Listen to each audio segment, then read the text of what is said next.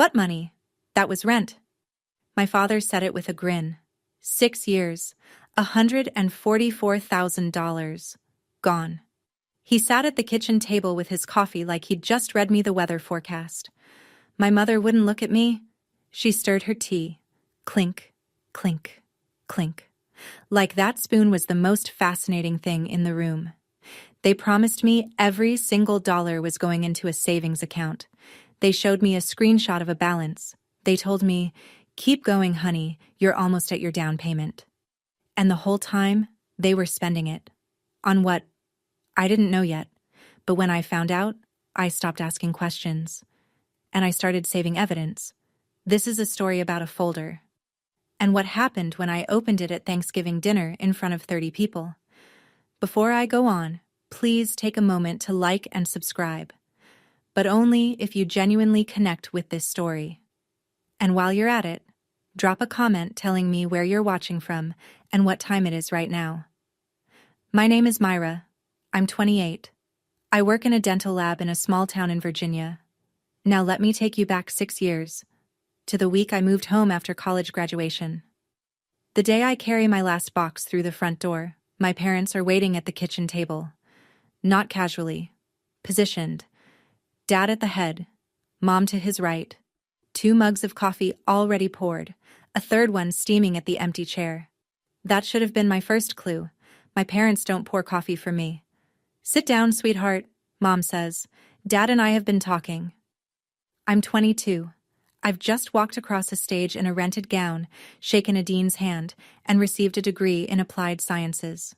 Starting Monday, I have a job at a dental lab 14 minutes from this house. Salary, $42,000 a year before taxes. Not a fortune, but real. Dad clears his throat. "Here's the deal. You live here. Save money. Pay us $2,000 a month. And we put every penny into a savings account in your name. 3, 4 years. You've got a down payment. You're buying a house before any of your friends. $2,000 a month. $24,000 a year. I do the math in 2 seconds. My friends are signing leases on apartments. 12, 1,500 a month. And getting nothing back. This is different. This is an investment." "It's the smart move," Mom adds. She reaches across the table and squeezes my hand. "We're doing this for you, honey." I say yes before I finish my coffee. That night, I'm in my childhood bedroom unpacking when I hear them through the wall. Their voices are low, but the house is old and the walls are thin. Mom's voice. "This solves everything, Dale." I smile. I think she means me staying home. She doesn't. But I won't learn what everything means for another 3 years. Let me tell you what $2,000 a month looks like when you make $42,000 a year. After taxes, I take home roughly $2,700 every 2 weeks. Half of each paycheck goes straight to my parents. What's left covers gas, car insurance, my phone bill, and groceries I buy to cook dinners for the family. Because Mom says it's the least I can do since I'm living at home.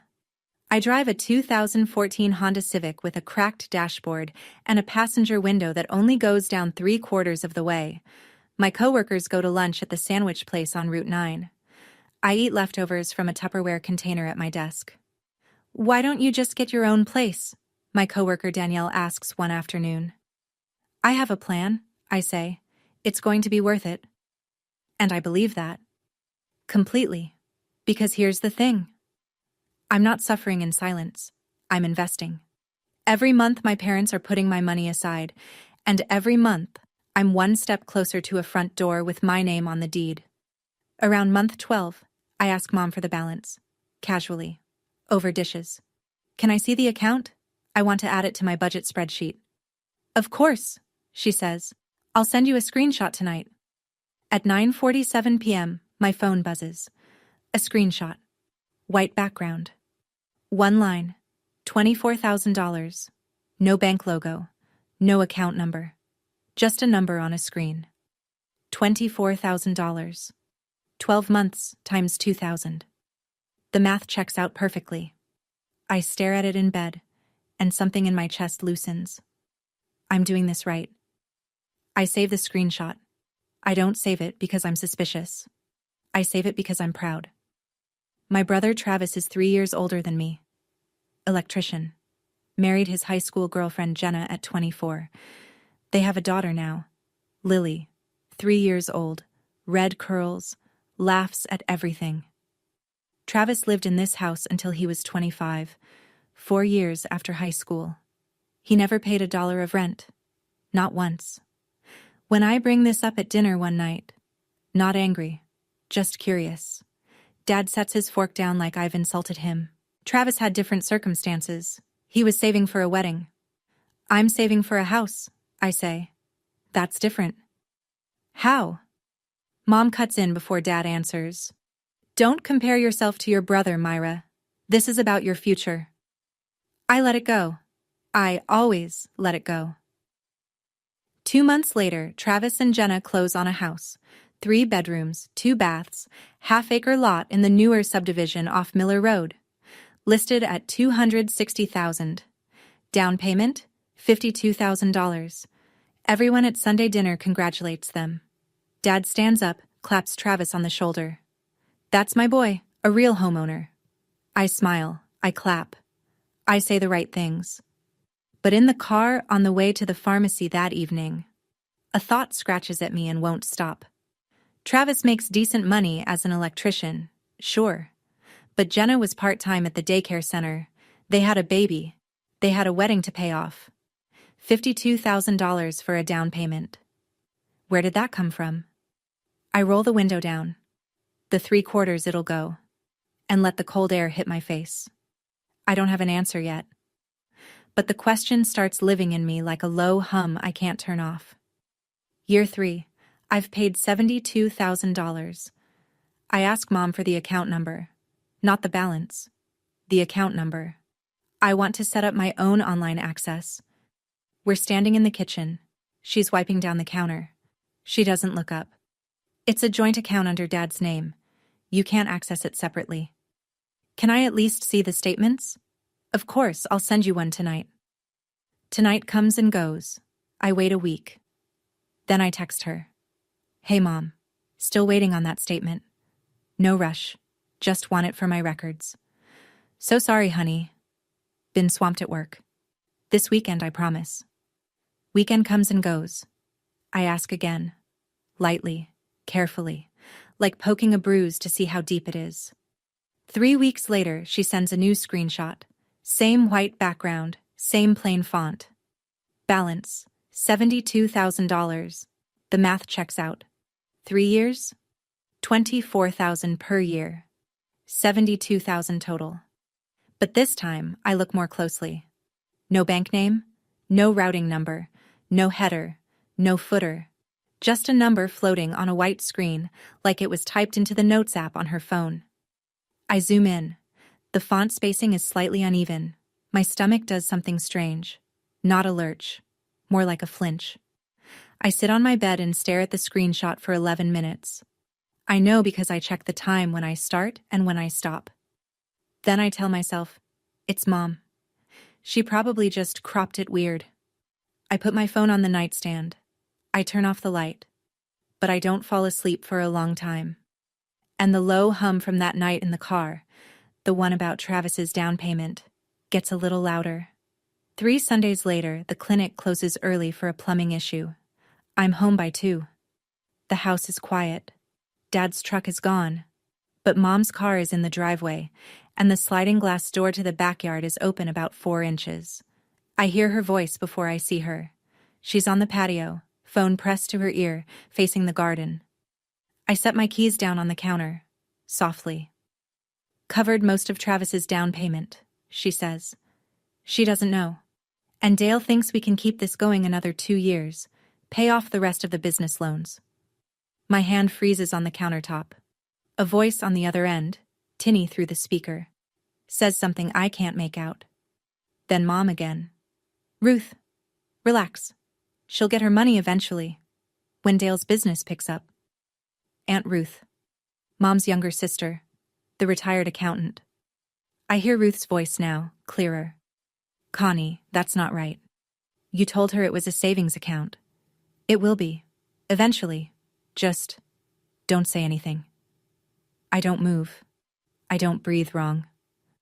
I stand behind the kitchen island with my hand flat on the granite and feel my heartbeat in my fingertips. 52,000. Travis's down payment, my money, and the rest of the business loans. Dad's plumbing company, the one he swore was doing fine. I go to my room. I close the door without a sound. I sit on the edge of my bed. I look at my hands. Then I open my phone. I take a screenshot of the date and time, Sunday, October 15th, 2:07 p.m. I don't scream. I don't cry. I start a folder. That night, I lock my bedroom door and open the calculator app. 3 years paid. $72,000 gone. If I keep going 2 more years the way Dad wants. Another $48,000. Total, $120,000. Gone into a business I was never told was failing. Gone into a house I'll never live in. Gone. I run the scenarios. If I confront them now, they'll deny it. Mom will cry. Dad will get loud. They'll say I misheard. They might even delete the texts, wipe the emails, claim the screenshots were estimates or projections. And it'll be my word against theirs. If I walk away, just stop paying and move out. I lose everything I've already put in. $72,000. No legal standing, no paper trail, just a bitter daughter with a story nobody can verify. But if I stay, if I keep paying, if I make them keep talking, keep texting, keep emailing, keep leaving voicemails, every message becomes a line in a ledger they don't know I'm keeping. I open Google Drive. I create a new folder. I name it Home Fund Docs. The first thing I upload is the screenshot from tonight. The date, the time, the moment I found out. Then I go back through my texts. Every message where Mom mentions savings. Every email where Dad says, the account. Screenshot. Upload. Screenshot. Upload. 14 items by midnight. I close the laptop. I brush my teeth. I look at myself in the bathroom mirror for a long time. I'm not staying because I'm afraid to leave. I'm staying because I need them to keep lying. On the record. Tomorrow morning, I'll hand Mom the check like I always do. $2,000. She'll smile. She'll say thank you. And she won't know it's the first payment in a very different kind of account. I become very careful about how I ask questions. Never in person. Never where the answer disappears into the air. Always by text. Always by email. Always in words that stay. A week after the phone call, I send Mom a message. Hey Mom, just checking. The savings account is still at the same bank, right? I want to include it in my budget spreadsheet. 3 dots. Then, yes, honey, everything's growing nicely. Dad and I are so proud of how responsible you are. Screenshot. Upload. 2 months later, I email Dad. He's old school. Checks email for his plumbing business. Doesn't text much. I keep it casual. Dad, when do you think I'll be able to access the savings? I'm starting to browse house listings just to get a feel for the market. His reply comes the next evening. Give it another year or 2. The interest is good. Don't rush it. You'll thank us later. Screenshot. Upload. I never ask a question I don't already know the answer to. I just need them to put their answer in writing. Every 2 or 3 months, I find a new angle. Should I start looking at fixed-rate mortgages? Do you think $72,000 is enough for a down payment in this market? Should I start talking to a realtor? Every time they respond, every time they reference the savings, the account, your money, and every time I save it. Mom even sends a heart emoji once. Your future home fund is looking great, sweetheart. I stare at that text for a long time. Your future home fund. 5 words. Typed by her thumb, time-stamped by her phone.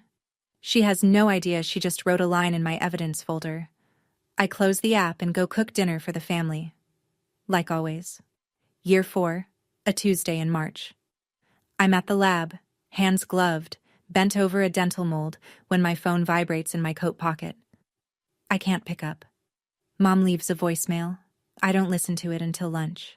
I sit in my car in the parking lot, windows up, engine off, and press play. Hey, sweetie, just wanted to let you know, I moved some of your savings into a different fund. Better rate. I'll explain when you get home. Love you. I replay it. 3 times. Your savings. Her voice. Her words. Recorded. Time-stamped. Stored on my carrier's servers. I save the voicemail. Then I back it up to my cloud. Then I email the audio file to myself. 3 copies. 3 locations. That night, Mom explains at the dinner table. I moved your money into a higher yield account. It's earning more now. Dad nods along like he's been briefed. That sounds great, I say. Thanks for staying on top of it. Of course, baby. That's what parents are for. I smile. I chew my pot roast. I ask for seconds. Inside, I'm cataloging. She said, your savings in a voicemail. She said, your money at the dinner table. Dad nodded. Both of them. Same room, same story, same lie. After dinner, I go to my room and open the Google Drive folder. 14 screenshots, 3 email threads, and now 1 voicemail. 18 pieces, and counting. I lie in bed and think about something Aunt Ruth said on the phone that Sunday. That's not right, Connie. Ruth knows. Ruth disapproves. Ruth told Mom to stop. But Ruth is Mom's sister. Blood runs thick in this family. The question is, how thick? I drive to Aunt Ruth's house on a Saturday morning, 30 minutes through back roads, past the feed store and the old rail bridge. She lives in a small brick rancher with window boxes full of pansies. She opens the door before I knock, like she's been expecting me. Kitchen, she says. I just made coffee. We sit across from each other at her little formica table. She's 52. Retired early. Bad knees. Worse back. 26 years as a county accountant. She knows what money looks like when it's been moved around. I don't ease into it. Aunt Ruth, I need to ask you something, and I need the truth. She looks at me for a long time. Her coffee steams between her hands. You heard us on the phone that Sunday, didn't you? I nod. She closes her eyes, opens them, sets her mug down. Your mother told me, her exact words, Myra's rent money covered most of Travis's down payment. I told her it wasn't right. She said you'd get it back when Dale's business picked up. And you believed her? No. Ruth shakes her head. I didn't. The kitchen is quiet except for the tick of her wall clock. A cardinal lands on the feeder outside the window and leaves. Aunt Ruth, if I ever needed you to say that out loud, to someone who matters, would you? She doesn't answer immediately. I watch her jaw work. She's thinking about Connie, about blood, about holidays and phone calls and 30 years of sisterhood. Then she reaches across the table and puts her hand over mine. She's my sister. But you're my niece, and what they did is wrong. I squeeze her hand. I don't say anything else. I drive home with both hands on the wheel and a second name in my corner. Year 5. I find the county legal aid clinic the way most people find things they need badly, late at night, alone, typing into a search bar with shaking fingers. Free consultation? Tuesdays and Thursdays? Walk-ins welcome. I go on a Thursday after work, still in my scrubs. The waiting room smells like floor wax and old magazines. A woman with a stroller sits across from me, bouncing a baby on her knee. A man in paint-stained jeans fills out a form with a pencil stub. They call my name after 40 minutes. Greg Novak, paralegal. Mid-40s, reading glasses on a cord, shirt sleeves rolled to the elbow. He shakes my hand and points to a chair. Tell me what happened. I talk for 30 minutes. I don't cry. I lay it out the way I've been rehearsing in my car for months. Facts, dates, dollar amounts. Then I open my phone and show him the folder. He scrolls. Slowly.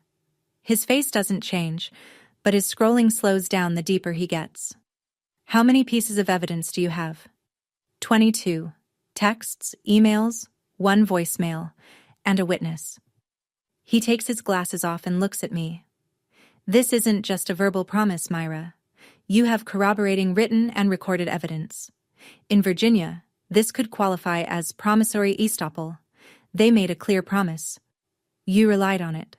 You suffered financially because of that reliance, and they knew you were relying on it. So I have a case? You have a strong case, but $144,000? If you go the full 6 years, that's above small claims. You'd need to file in circuit court. We can connect you with a pro bono attorney. I nod. My hands aren't shaking anymore. I want to wait, I say. Until I've paid the full 6 years.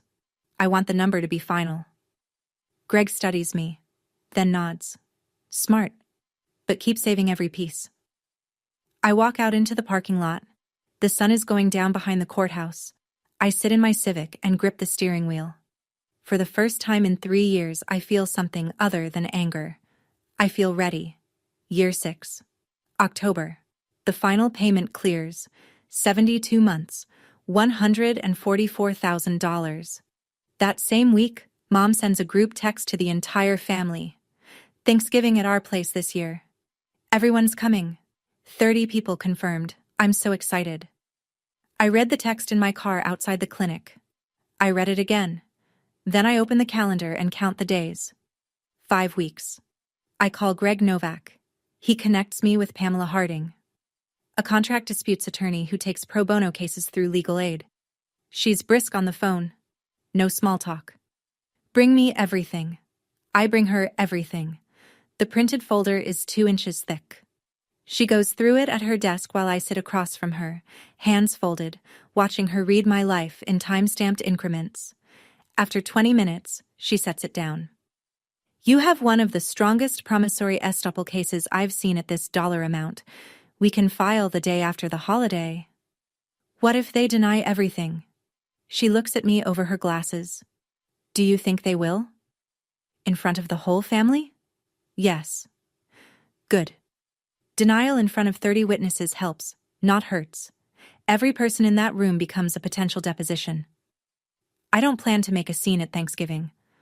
I plan to ask one question, one last time, in front of people who can hear the answer. If they tell the truth, we handle it as family. If they lie, I handle it in court. The week before Thanksgiving, I go to the office supply store on Route 9 and buy a manila folder. I print every screenshot, every email, every voicemail transcript. I slide them in. I close the clasp. It weighs almost nothing. It holds everything. Thanksgiving Day. 2 o'clock. I pull up to the house and park behind a row of cars that stretches past the mailbox. Trucks, sedans, a minivan with a car seat in the back. The whole family. I check my rearview mirror. My eyes are steady. My lipstick is fine. My bag sits on the passenger seat, unzipped just enough that I can see the edge of the manila folder. Inside, the house smells like roasting turkey and cinnamon. Mom's Spotify playlist plays soft country music from the Bluetooth speaker in the living room. 30 people fill the downstairs. Aunts and uncles in the kitchen, cousins in the den, kids running through the hall. Mom finds me at the door. She pulls me into a hug that lasts 2 seconds too long. My baby girl, come in, everyone's here. Travis nods from across the living room. He's got a beer in one hand, Lily on his hip. Jenna's beside him, laughing at something Cousin Mike said. Dad's out back, standing over the grill, turning something that doesn't need turning. I make the rounds. I hug Aunt Ruth. She squeezes my arm, just once, just slightly. And I know she knows today is the day. I hug Grandma, who cups my face with both hands. You look thin, baby. I help Mom set the long table. I fold napkins. I carry the sweet potato casserole from the oven. I bounce Lily on my knee and make her laugh. Nobody looks at me twice. Nobody suspects anything. I am the youngest daughter doing what she always does. Showing up, helping out, keeping quiet. My bag sits on the floor by the coat rack. The folder is inside. The folder is patient. So am I. After the main course, Dad stands. He picks up his glass of sweet tea and taps it with a fork. Clink, clink, clink. Everybody, if I could have your attention. The room quiets. 30 faces turn toward him. He's wearing his good flannel. The one without paint stains. He looks proud. He looks like a man who believes his own story. I just want to say how grateful I am for this family, for this house, for the food. He pauses. And I'm especially proud of Travis. 31 years old. Beautiful home. Beautiful wife. Beautiful daughter. He's the one who really figured it out. Clapping. Travis grins. Jenna squeezes his arm. Dad isn't done. Myra. He turns to me, still smiling. You'll get there someday. Don't worry. Some people just take a little longer. Soft laughter, not cruel. Worse, patronizing. A few heads nod. An aunt I see once a year leans toward me. Still renting, sweetie? Mom answers before I can. She's saving up. She's got a plan. I look at her. A plan. I repeat her words. She smiles at me without a flicker. I set my fork down, quietly. I look at my plate. Turkey, stuffing, cranberry sauce. The same meal I've eaten at this table every November for 28 years. Sitting there, hearing my father tell 30 people that Travis figured it out with my money, I think, does he actually believe this? Or does he just need to say it out loud so it becomes true? If you've ever sat at a family table and been made into the cautionary tale while the person who benefited from you got the toast, you know exactly what this feels like. What would you have done? Tell me in the comments. I reach for my bag. I wait for the applause to settle, for forks to resume, for attention to scatter. Then I speak. Not loud. Just clear enough for the table to hear. Dad, since we're all here, I found a house I want to buy. He looks up, still riding the glow of his toast. I'd like to start the process of withdrawing from the savings account, the one you and Mom have been managing for me. 6 years, $144,000. The room shifts. Not dramatically, just a few forks pause, a few heads turn. Dad looks at Mom. Mom looks at her plate. What savings account? He says. The one I've been paying $2,000 a month into. For 6 years. He stares at me. Then he laughs. Not nervous. Genuine. Like I've told a joke he finds truly funny. Myra, that was rent. You lived in our house. That was rent. The word lands in the center of the table like a dropped plate. You told me it was going into savings, I say. I don't know what you're talking about. Mom's voice, small. Dale's right. It was just rent, honey. I look at her. She's stirring her iced tea again.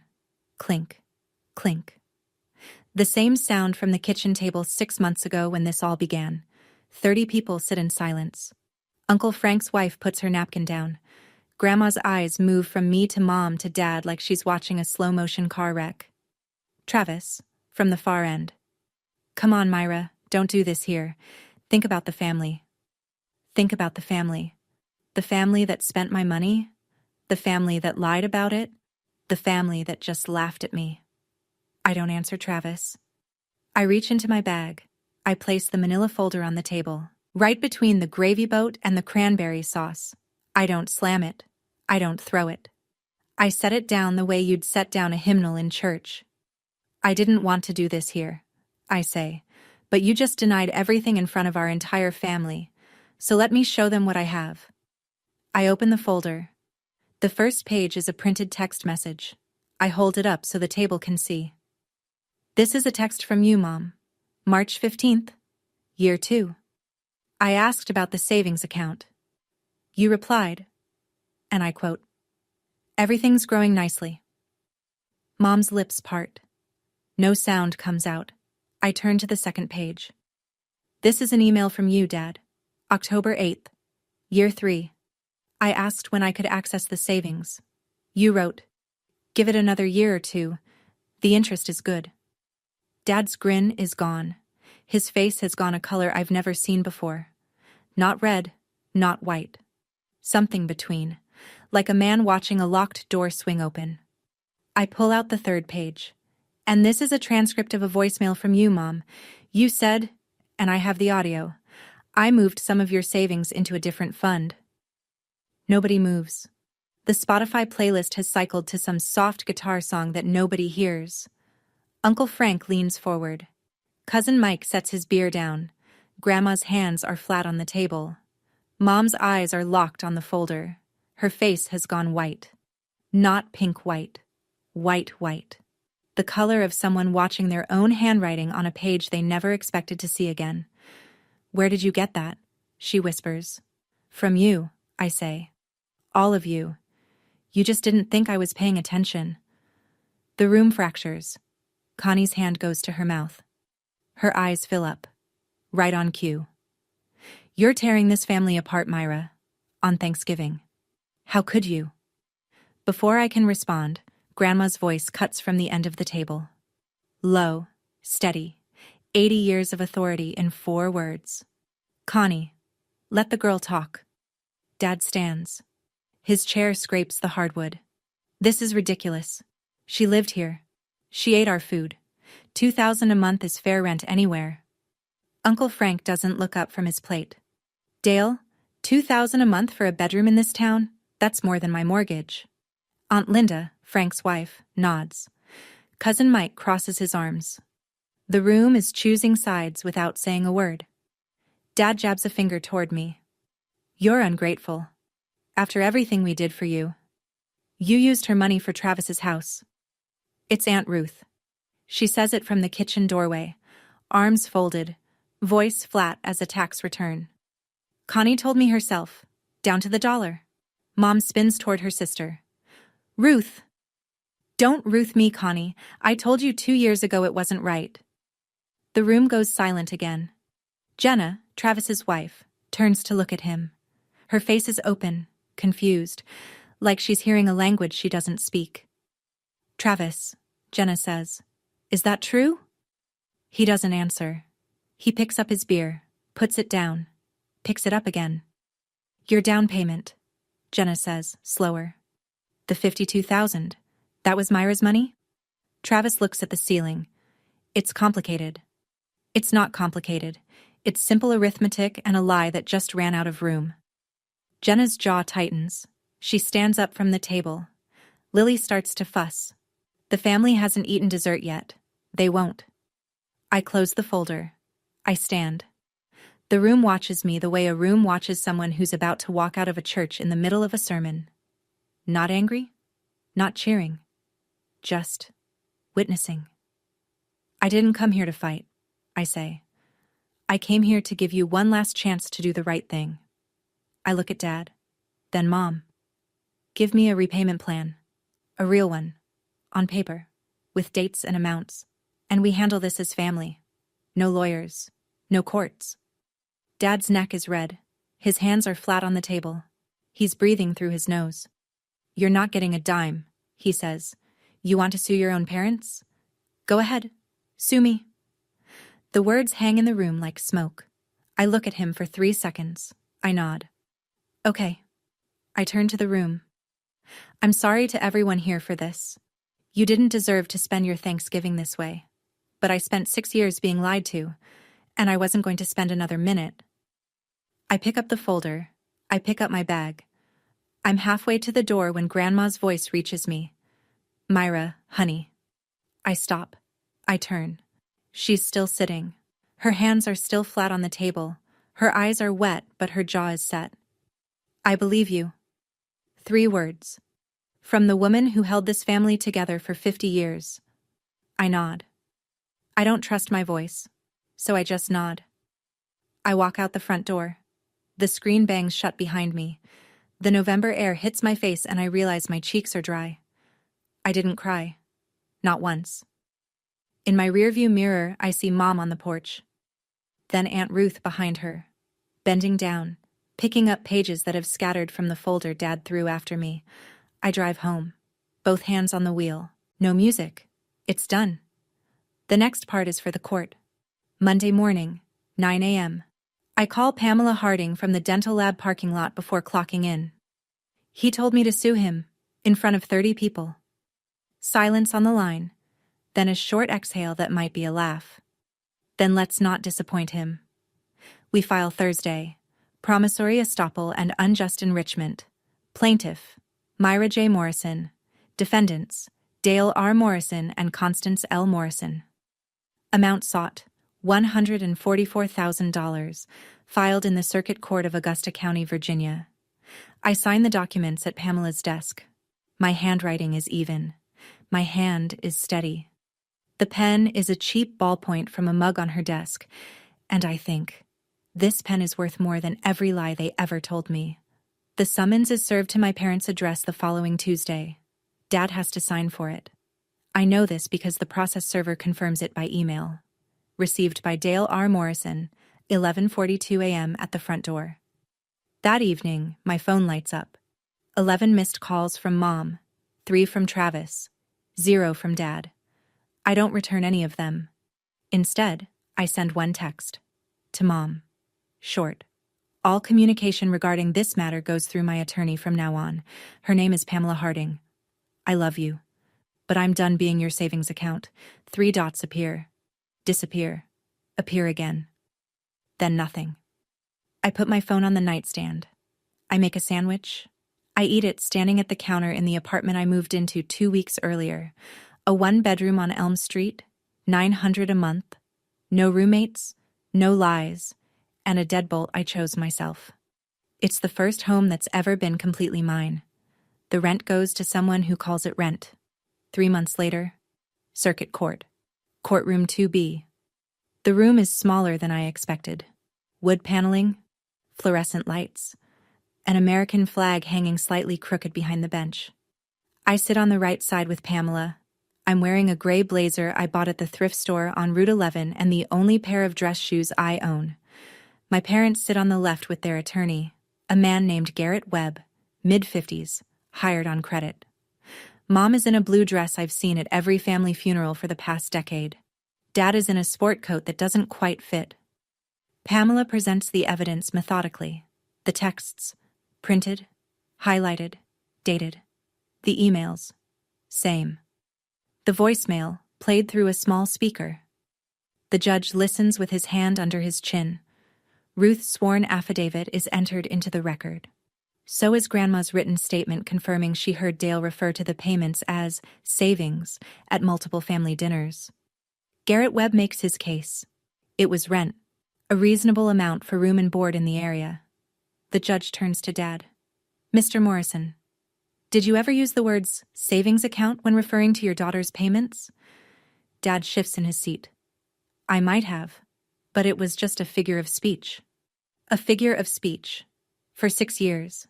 In text messages, in emails, on a voicemail. Dad says nothing. The judge turns to Mom. Mrs. Morrison, did you send your daughter a screenshot purporting to show a savings account balance? Mom's voice is barely audible. I was just trying to encourage her. You fabricated a financial document to encourage your daughter to continue paying you $2,000 a month. It isn't a question, but Connie nods anyway, slowly, like a woman who just realized the trapdoor was always under her feet. The judge picks up his pen. I'll issue my ruling in 2 weeks. 14 days. I don't sleep well for any of them. I work, I eat. I drive to the lab and back.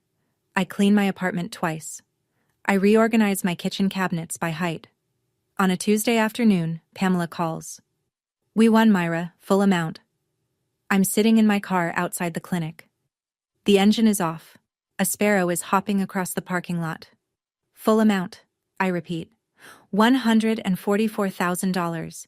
The judge found clear evidence of promissory estoppel. Repayment ordered in monthly installments. $3,000 a month over 48 months. If they miss a payment, the court can enforce through wage garnishment or place a lien on their property. $3,000 a month. For 4 years. More than I ever paid them. Myra, you there? I'm here. You did the right thing. And you did it the right way. I hang up. I sit in the car for a long time. The sparrow is gone. Then I cry. Not the way I expected. Not triumph. Not relief. It's a strange, heavy cry. The kind that comes when something is finally over and you realize how long you were holding your breath. 6 years. $144,000. 22 pieces of evidence. 1 folder. 1 ruling. I call Aunt Ruth. She picks up on the first ring. We won, I say. She's quiet for a moment. Then, you didn't need me, honey. You had yourself. I needed you too. Well, she says, I'm glad I picked up the phone. I don't call Mom. I don't call Dad. I don't call Travis. I drive home to my apartment. I put the ruling letter on the refrigerator, under a magnet shaped like the state of Virginia. Then I make dinner. Just for one. And it's enough. Here's what happens when you lie to your daughter in a small town and lose in court. People talk. Not because they're cruel, because they know you. They know your truck. They know your pew at First Baptist. They know you fixed their water heater last March and charged $40 over the estimate. Within a month, Dale's plumbing business starts bleeding. Not fast, slow, the way a faucet drips when the washer's shot. Mrs. Kimball on Oak Street calls someone else for her bathroom remodel. The Turners go with a company out of Staunton for their new construction. Old Jean at the hardware store stops sending referrals. Nobody says why. They don't have to. Everyone was at Thanksgiving or knows someone who was. At church, Connie sits in the same pew, but the women who used to save her a seat don't anymore. They smile. They nod. They just don't scoot over. Grandma calls Connie once. You lied to that girl for 6 years, Connie, your own child. Then she stops calling. The Saturday lunches stop. The Sunday drop-bys stop. 80 years old. And she's done pretending. And then, there's Travis. Jenna doesn't leave him. But something shifts in their house on Miller Road. The house built on my payments. She takes over the finances. Opens a joint checking account. Insists on seeing every statement. Travis, for the first time in his marriage, doesn't control the money. You knew, she told him that Thanksgiving night. I didn't hear it. Ruth told me later. You knew, and you let me think we earned it. Travis didn't have an answer. Some things don't have one. Dale loses about 30% of his business over the next quarter. That's roughly $16,000 in revenue. He lets go of his part-time helper, a kid named Danny who'd been with him 2 summers. Consequences don't always roar. Sometimes they just quietly rearrange the furniture. The first payment arrives on the 15th of the month. Direct deposit. $3,000. I'm at the kitchen table in my apartment eating cereal before work when my phone buzzes with the bank notification. I stare at the number. $3,000. From Dale R. Morrison, the same man who laughed in my face. I set the phone down and finish my cereal. I wash the bowl. I dry it. I put it back in the cabinet. Then I pick the phone up again and look at the number one more time. This is the first honest money from my parents in 6 years. Here's what I know about how they're paying it. Aunt Ruth tells me some of it. The rest I piece together from the quiet channels of a small town. Dad sold his Ford F-250. The truck he bought new 3 years ago, the one with the toolboxes in the bed. Replaced it with a used F-150, 8 years old, 90,000 miles. Saved about $15,000 on the trade. Mom went full-time at the insurance office. First time in 20 years she's worked 40 hours a week. She comes home tired now, Ruth says. Goes to bed early. Travis offered to help cover the payments. Dad told him no. This is between me and your sister. Between me and your sister. Not between me and the court. Not between me and the mistake I made. Between me and your sister. Like it's a disagreement. Like it's a difference of opinion. He still can't say what it really was. But the money arrives. Every month. On the 15th. $3,000. 48 months total. I don't spend it. I put every dollar into a savings account. A real one. At a real bank. With my name on it and a routing number I can see anytime I want. Nobody manages it but me. 2 months after the ruling, I find an envelope in my mailbox. White. Handwritten. No return address, but I recognize the handwriting. The careful, slightly shaky cursive of a woman who learned penmanship in a one-room schoolhouse. Grandma. I carry it inside. I sit on my couch. I open it slowly, the way you open something you know you'll keep. Dear Myra, I've known about your mother's favoritism longer than you have. I saw it when you were 12 and she forgot your piano recital because Travis had a baseball game. I saw it when you graduated and the party was an afterthought. I didn't say anything because I told myself it was a phase, that she'd even out. I was wrong. What you did at Thanksgiving took more courage than anything I've seen in this family in 80 years. I know it cost you. I know it still costs you. But you stood in that room and told the truth when everyone else was comfortable with the lie. Your grandfather, God rest him, always said you were the tough one. Not tough because you fight. Tough because you know when to. I'm sorry I didn't speak sooner. I should have. That's on me. Love always, Grandma. I read it 3 times. The 3rd time, the words blur because my eyes won't stay dry. She knew. She always knew. And she stayed quiet to keep the peace. This letter isn't just love. It's an apology. From the one person in the family who never owed me one. And the only one brave enough to give it. I think about all the people in families who see the unfairness but say nothing because silence is easier than truth. If you've ever been that person, or if you've been waiting for someone to finally see what you see, I understand. Tell me your story in the comments. I tuck the letter into the manila folder. It sits beside the evidence now. The folder has 2 sections, proof and grace. 4 months after the ruling. A Thursday evening. I'm on the couch reading when my phone lights up. Dad. I stare at the screen through 2 full rings. My thumb hovers. Then I answer. Myra. His voice sounds different. Not smaller. Older. Like the past 4 months aged him in a way the previous 57 didn't. I'm not calling to argue, he says. I wait. I wanted to hear your voice. The line hums. I hear a television in the background, a recliner creaking. Your mother misses you. A pause. I don't know how to fix this. I close my book. I set it on the arm of the couch. Dad, fixing it starts with one word and you know which one. Silence. Long enough that I check to see if the call dropped. It hasn't. I'm sorry. His voice cracks on the second word. Not dramatically. Just a hairline fracture. I don't even know when I started lying to myself. I let the words sit. I don't rush to accept them. I don't throw them back. I appreciate you saying that. So, can we... The payments continue, Dad, and I need you to understand something. I keep my voice even. Gentle, even, but firm. I love you, but I will never trust you with my money again. That boundary isn't going away. I know, he says, quietly. I know. We sit on the phone for another 10 seconds without speaking. Then he says goodnight. I say goodnight. We hang up. It's not a reconciliation. It's not a Hallmark ending. It's a 57-year-old man calling his daughter because her absence hurts more than his pride.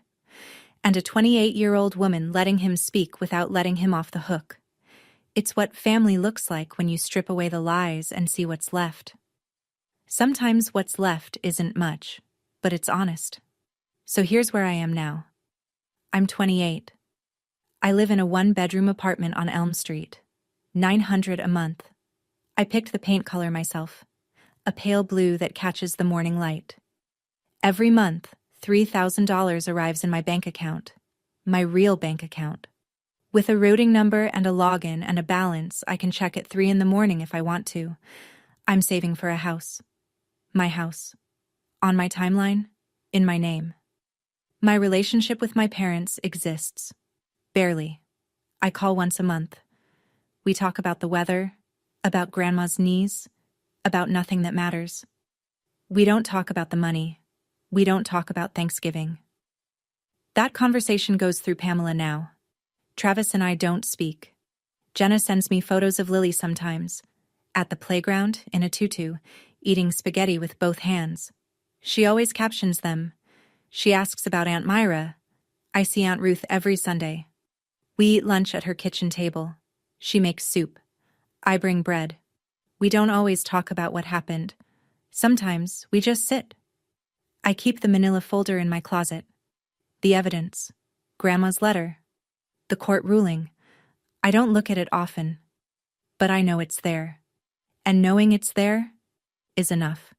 If you're listening to this and you recognize any of it, the payments that never added up, the sibling who got more, the parent who said trust me one too many times, I want to tell you something. Setting a boundary with your family doesn't make you a bad daughter. It means you're a daughter who knows her worth. Your family is supposed to be your foundation. But when the foundation is cracked, you don't keep building on it. You pour a new one. And that's what I did. Thank you for staying with me through this story. If it meant something to you, if it reminded you of your own table, your own folder, your own moment of enough, hit subscribe. Share this with someone who needs to hear it today. And if you want another story like this one, about an ordinary person who finally said enough, check the link in the description. I'll see you there. Thank you for listening. I mean that.